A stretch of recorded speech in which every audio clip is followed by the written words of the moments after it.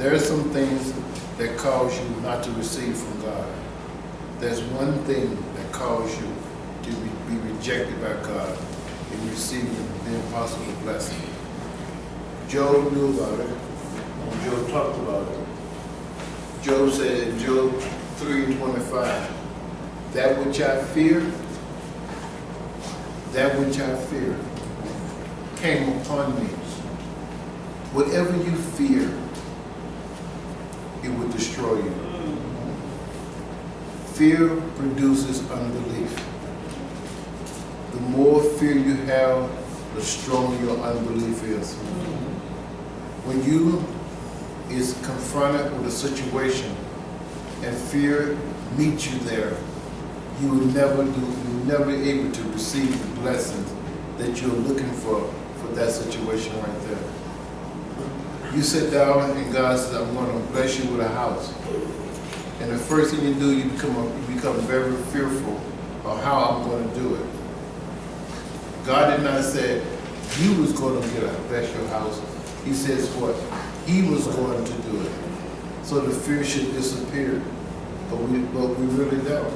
Because one of the things we have is, as he says in Job 9:28, my sorrows, my problems I have produce the fear.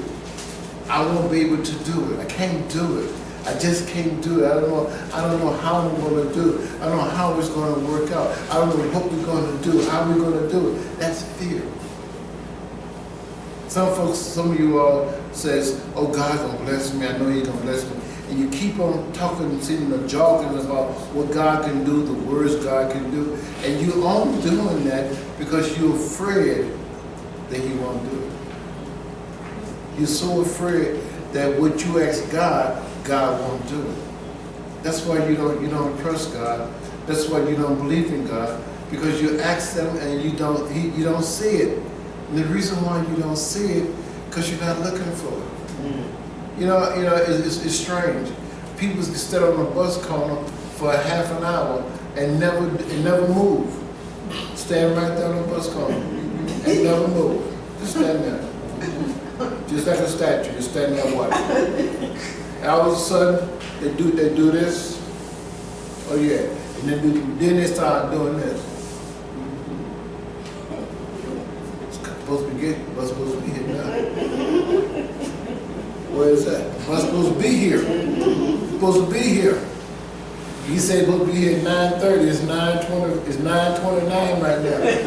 Where is that bus? Where is that bus? And when 9:30 get here, that bus pull up. That's what God wants you to have in you. That type of faith, knowing that He is coming, knowing that no matter what He says, no matter what He does, He's gonna come through for me. No matter what somebody says He's not going to do, God will do that for you because you live on the wrong side of the fence. With God, there's no fence. There's no fence with God. God wants you to be so blessed because He wants to brag on you. He wants to show you off. He wants to show what He can do for you so that you can tell somebody else that He did it for me, He'll do it for you. Whatever He did for me, He'll do it for you.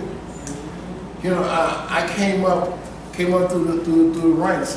It wasn't easy because me and religion did not get along together. I didn't understand why I must follow all these different rules and still don't have nothing. But when I realized when me and God enter into a relationship, things started happening for me. Things started developing for me. My faith started growing. Because why? I understood what God wanted from me. And one of the things that fear does to you is in Job 4:14. Fear comes upon me and I tremble. And I'm shaking to my bones. When you get that type of fear, you just won't move at all. You won't move. You're going to move. If I can tell you that God loves you,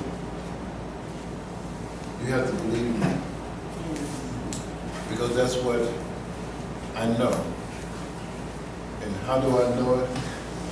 Because he took a young man when he was in his teens, and God placed within him his love. Did God's love stop Satan's work against me? No, it intensified it. Makes Satan try to get me to let go of God. I didn't understand when I was right that who God was. Because what I didn't understand was that God didn't want me to be in a religion. He wanted me to be in a relationship. Yeah. That's why when I as a pastor, I rejoice when I see people who come in looking for God, and all I want you to do is to find Him. That's all I want you to do, is just find Him. You know, just find Him. It's crazy to understand that God is not lost. He's not lost. And another thing, nor are you. You're not lost. You have not missed it. Your GPS is still working. The only problem with it, you don't believe in your GPS. I know I don't. I have a GPS on my phone. And I had to go somewhere Thursday night. They don't know, I did not know nowhere where I was going. So I put the GPS on my phone and just tell me go this way, go that way. And so I got to a point I go, I can trust you no more. And I cut it off. And the Spirit of God says, that's what's wrong with you all. You all don't trust nothing no more. Today, you need an impossible dream, impossible blessing. You need it. 3 of y'all in here is asking God to do something for you that you never thought it could be done. And you really want God to do it. Not to show off, but just to have it for yourself. Just to be blessed, just to receive a blessing for yourself. All I ask of you is open up your heart. Give God some time. Give God a week. You do nothing. You do what you're supposed to do. And let God bring the impossible into your life. There's a young man who I am very fond of. Very, very fond of. His name is Paris. And Paris is when he comes to church, he just lights the church. It's a whole big light over his cone. And when he's not here, the light is not there. The future is not there. And Satan is beating him. Satan is destroying him, and Satan is having fun with it. I get ticked out with that. I get ticked out with that. So I'm taking it on my own, and me and God is going to have a chit chat this evening. When I'm sitting around the house taking a little nap, you know how y'all do take naps. After you eat, you eat. The next thing you do, you want to go. But I'm going to go before God, and I'm going to ask God, why are you not hearing these prayers? How come you're not listening to these prayers?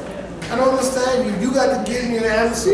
How come we are not been able to break through and bring forth what the family wants? What more than the family is what He wants. What He wants.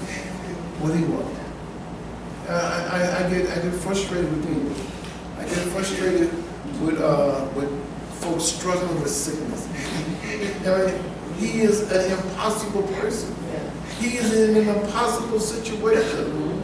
But I have an impossible God that can bring him out of that situation.